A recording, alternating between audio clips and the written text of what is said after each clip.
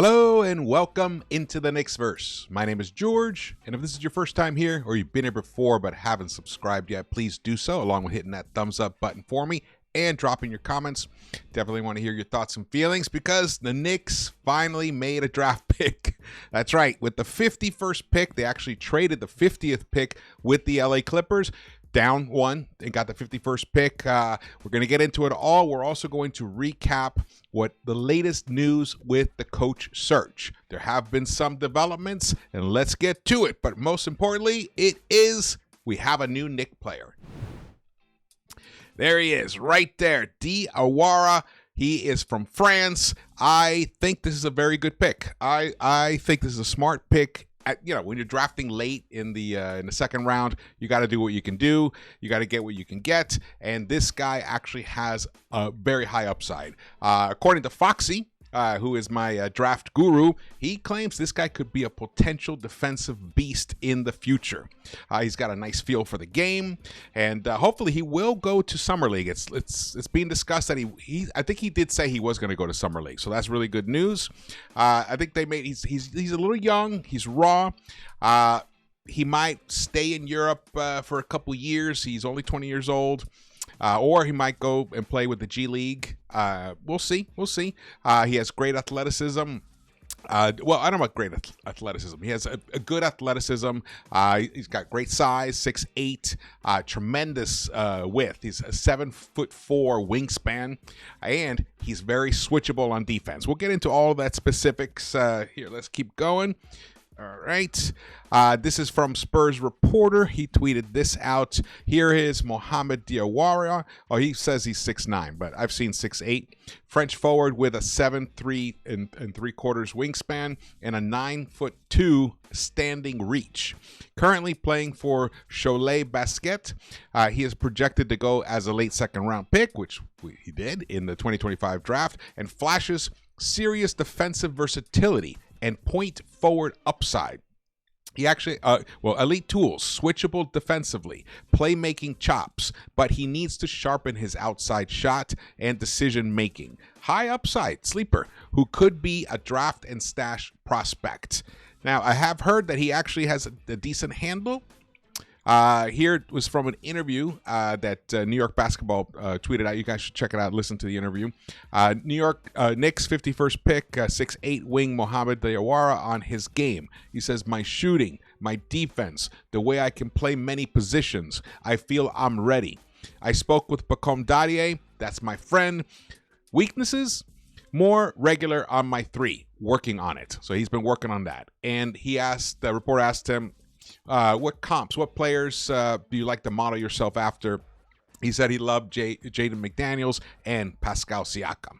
That would be sweet. That would be sweet if he turned into, 80% of what Pascal Siakam is. To get him in the second round would be fantastic. If you got him in the second round, every once in a while, you find a jewel that was overlooked. Jalen Brunson, Nikola Jokic. I mean, there are Manu Ginobili. You can find. I'm not saying he is. I don't know enough about him, but you never know. You never know. And we have tremendous scouts.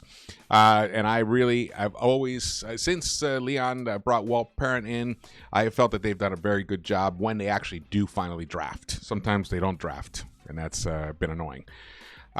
Jake Fisher tweeted this out. The Clippers are trading the 51st plus the draft rights to Luka Mitrovic in order to jump from 50 to jump to 50 and select Kobe Sanders. So there you go. The Knicks got more draft rights, according to Fred Katz here.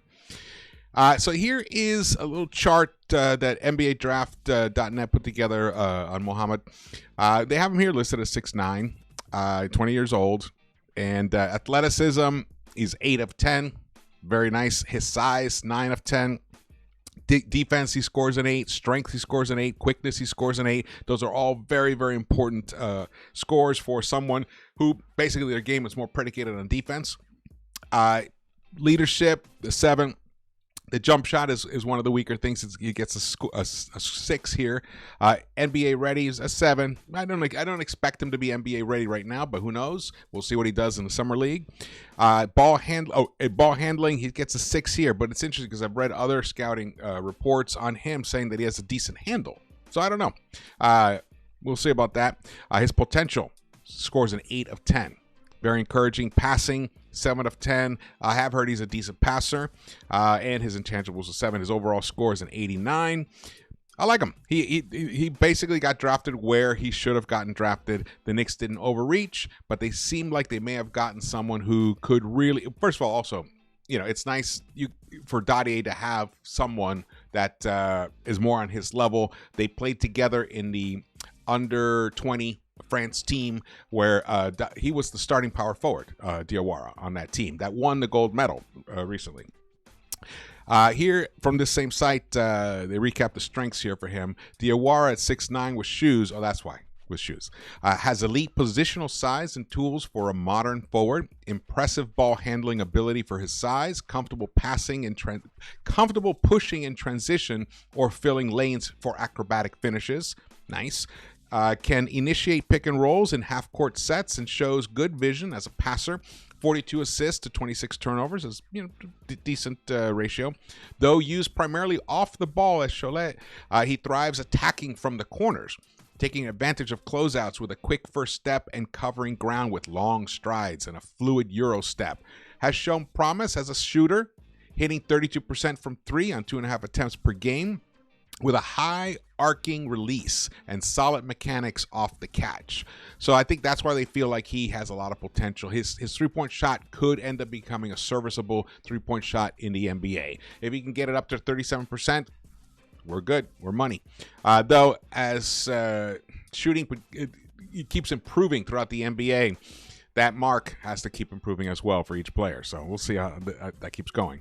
Makes good decisions when attacking off the catch, showing patience and poise, reads mismatches well, backing down smaller players, or exploiting switches with touch finishes or timely kickouts.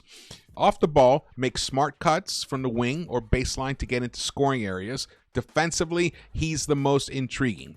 Often tasked with guarding the opposing primary ball handler for France's under-20 team. Oh, the primary ball handler. And thrives as a disruptive, switchable defender. Covers positions 2 through 4. Sounds like Thibs would have really liked him if he ever played rookies. Comfortably... facetious. And competes then when switched onto 1s and 5s. High awareness off the ball, routinely tags rollers, rotates early, and breaks up lobs with his length and anticipation. Though he doesn't get many block shots. That's one thing that is one of his weaknesses. Actually, let me pull this up here. Oh, I lost that. Oh well. All right, let's keep going here. So here we go. One thing that I do like about him is... there we go. Even though he's still really raw as a scorer.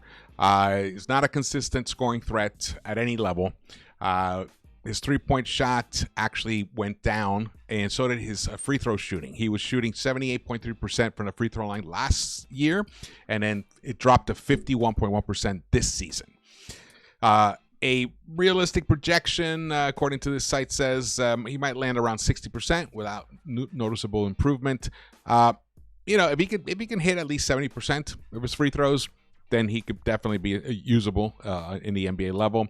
Occasionally over dribbles in half-court sets, slowing ball movement while trying to play make should be less of a concern in a more defined NBA role, they're saying. Despite strong defensive tools, he is more of a deterrent than a playmaker, recording just 4 blocks in 584 minutes with Cholet. This season. Lacks the strength to anchor against bigger post players and doesn't have elite lateral quickness. That is a concern, not elite lateral quickness. Can struggle staying in front of quicker guards despite his reach. The overall outlook on him is that he brings elite physical skill, tools, defensive versatility, and valuable experience as a starter for Cholet and France's under-20 gold medal team. He's the type of role-accepting, switchable forward NBA teams value, with flashes of ball handling and passing that hint at long-term upside. While his scoring and shooting are still developing, his motor, basketball IQ, and defensive flexibility should allow him to contribute off the bench. He is likely to be selected in the second round and has a chance to exceed expectations if his jumper becomes more reliable and adds strength. Okay, so there you go. The guy's got a lot of potential. He's going to be raw. I hope he goes to Summer League. I'm going to try to go to Summer League myself. Definitely. I'll probably know in about a week or so if we're going to be able to make that happen. I think this is a great pick. We'll see if the Knicks end up, if he gets on the roster. I highly doubt it at this point, especially since they already have a Frenchman right now who's 1 year ahead of him, Mohamed DIAWARA, who also has shown tremendous upside defensively, and we know that kid can shoot the three. He can shoot that rock. I think Fox even sent me this message. He says, don't be surprised if Dadier's defense goes to another level this season. There you go. That's his feeling. And Foxy is a tremendous judge of young talent.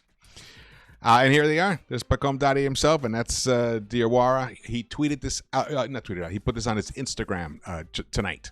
I think he's happy to have his friend come to play next with him with the Knicks. All right, so the next big news is the Knicks are moving forward. I've begun actually interviewing coaches. They interviewed Mike Brown, and they interviewed Taylor Jenkins, and they have interviewed Micah Nori, and they've now asked to interview, asked the Pelicans, who he's the associate head coach there, asked to interview James Borrego as their head coach. Here, the New York Knicks were granted permission to speak with New Orleans Pelicans associate head coach James Borrego for their head coach vacancy. Sources told Hoops Hype, Borrego will be the fourth coach interviewed, joining Mike Brown, Taylor Jenkins, and Micah Nori. The Athletic first reported that.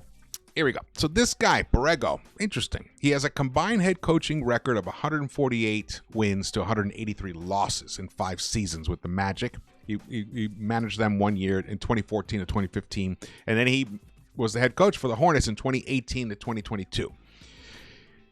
Nate Tay tweeted this out, and I like this.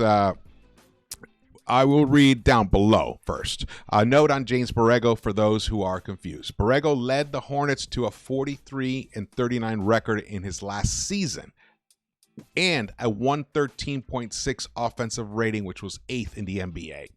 Their best season since 2015-16 and only their second winning season of the last 10 years.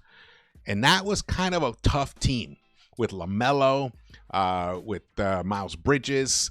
They were kind of a wild squad. Borrego turned one of the worst rosters in the league into a top offense and was let go by an incompetent organization. Knicks offense with him could be beautiful. Interesting. Let's look at, The Athletic put this article out, announcing the request to interview him, and I believe he's going to go to New York. It's going to be an in-person interview. I read a tweet about that, so makes me think the Micah Nori might have been who knows, Zoom or something. So this one's going to be in person. And then tonight, the internet freaked out. Bleacher Report lost their minds, and they they basically wrote a story saying that Windhorst said that he's going to be the next Knicks coach. Now, he meant the next Knicks coach to interview for the job. So that was a total blunder on their part. Even Ian Bagley tweeted out saying, I was questioning my life or something like that. So he's... All right, let's get down to here. Borrego spent the past season on Willie Green's bench in New Orleans. He does have experience leading a squad. He was the head coach of the Charlotte Hornets, as I mentioned before, and the Orlando Magic. He began his career working for Hall of Famer Greg Popovich, so he comes from the Pop tree of coaching tree, during the San Antonio Spurs dynasty, and returned once again to San Antonio after leaving Orlando in 2015. And this part is the part that I am intrigued by. He is best known as an offensive engineer. The Knicks have dynamic scorers at the top of their attack in both Jalen Brunson and Karl Anthony Towns. Both made All-NBA teams this past season. That is very intriguing if he's considered to be an offensive engineer. Now, I don't know that much about him, except for what I've read. I know that I remember when he was the head coach of that Charlotte team that he definitely did elevate that team itself, and it was a weird roster. So it's interesting. I mean, Leon's got some intel. He almost got the job instead of Kenny Atkinson last year with the Cavs. So that's how close he was. So he could have been the guy with the Cavs. Maybe they didn't make a mistake because the Cavs ended up winning the East, but still, even though they got sent home. Let's keep going here. Borrego is represented by CAA, and so is Taylor Jenkins. Last week, New York interviewed both Jenkins, who was the Memphis Grizzlies head coach until his firing, with a few weeks left in the past season, and Brown, who had just lost his job. It's so weird that both those guys got fired in the latter part of the season, and they're the ones that we're interviewing. And they brought in Nori earlier this week. Oh, so, okay, they said brought in. So maybe he did come in and do it in person. They've reached out to various head coaches and other organizations, and they've been denied permission, as we all know, for interviews. Billy Donovan, Ime Udoka, who both got extensions since the Knicks have reached out for them. And then the Knicks they contacted the Timberwolves about Chris Finch, Quinn Snyder, and, as we know, Jason Kidd. So Jason Kidd is lurking in the background here. Jason Kidd lost his two assistants already. Sweeney went to the Spurs. Forgot who the other guy is. And there's a third guy he's about to leave as well. And they have not given Jason Kidd an extension.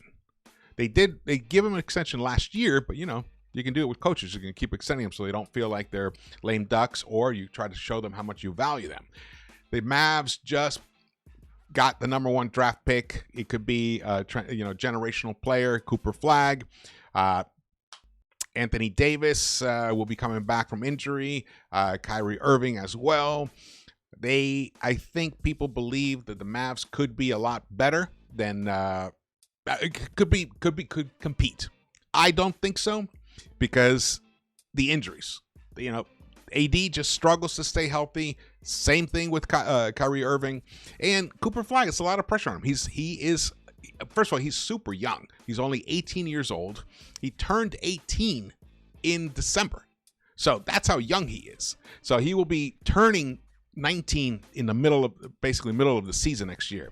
To put all that pressure on his shoulders, it might be good for him to have an experienced point guard like ex-point guard coach like Jason Kidd to guide him through this process. But at the same time, that team, I don't believe that team can get past the Denver Nuggets, OKC, and even the Minnesota Timberwolves. I don't think they can get past them.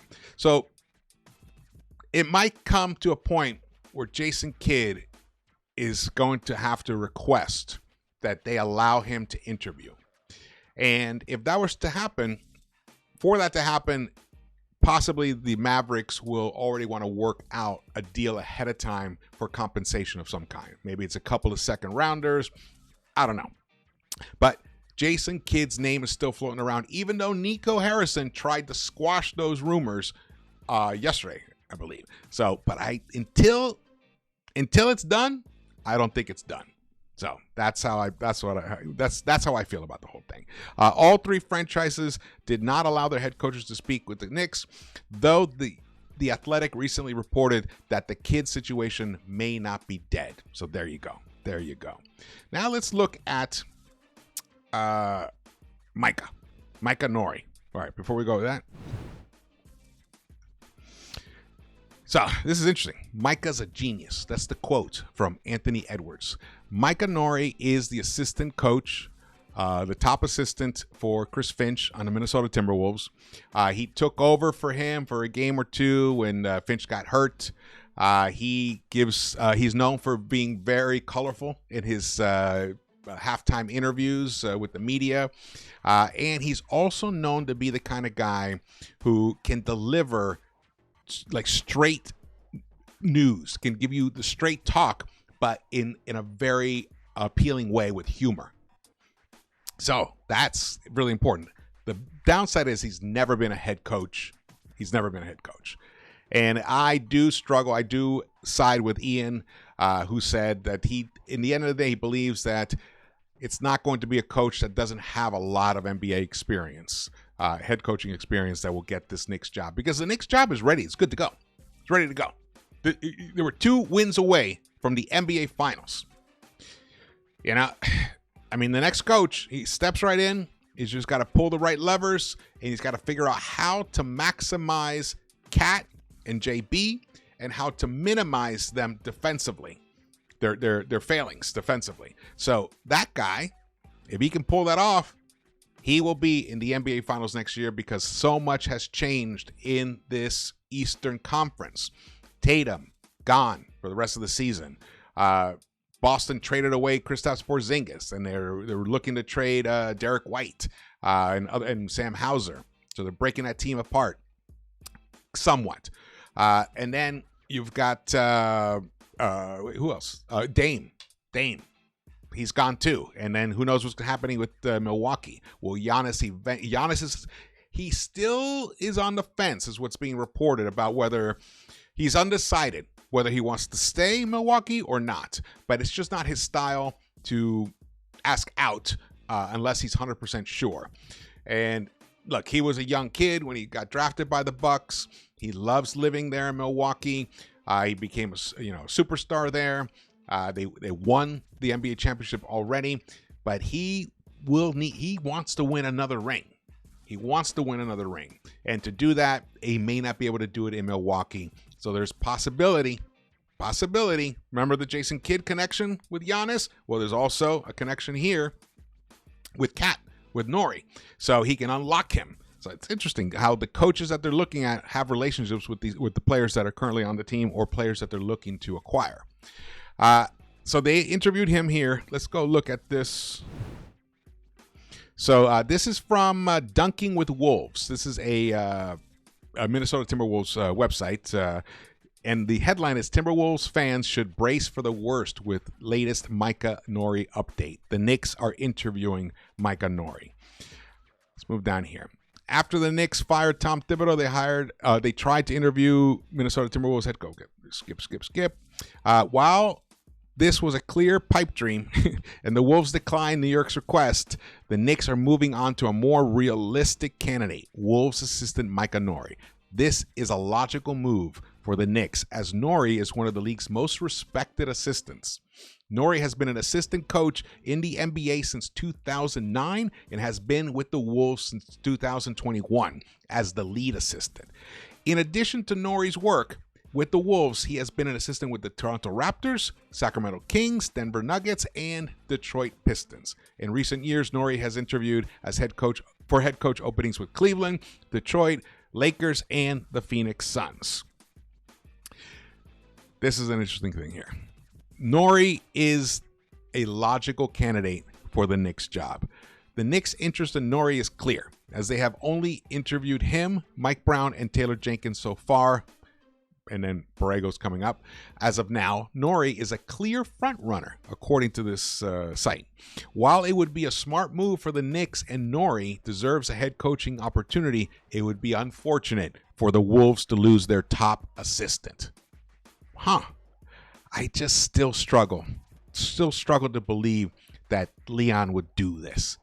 Would fire Thibs and then bring in a guy who has never been an actual head coach. Interesting. There are some connections between these two franchises going beyond the famous Randall Towns trade. Thibodeau's last job before New York was as the Wolves head coach. Furthermore, current Knicks vice president of basketball operations, Gershon Rosas, worked with the Wolves front office from 2019 to 2021. Rosas was there when the Wolves hired Finch and Nori. Given this connection to Nori, it's possible he eventually gets the Knicks job. During the 2024 playoffs, Nori rose to prominence after Finch went down with an injury. Nori took over sideline duties and helped guide the Wolves to the Western Conference Finals. But Finch was there on the bench, so he was just in crutches. He has been credited for elite schemes on both ends of the floor. Additionally, Nori is highly respected by Wolves players. So he sounds like he has all the ingredients to be a really good head coach. But again, I keep getting stuck on his lack of an actual head coaching resume. While the head coach is obviously the most important part of a coaching staff, having an experienced assistant coaching staff is crucial. As a result, losing one of the best assistants in Nori would be difficult for the Timberwolves. All right, so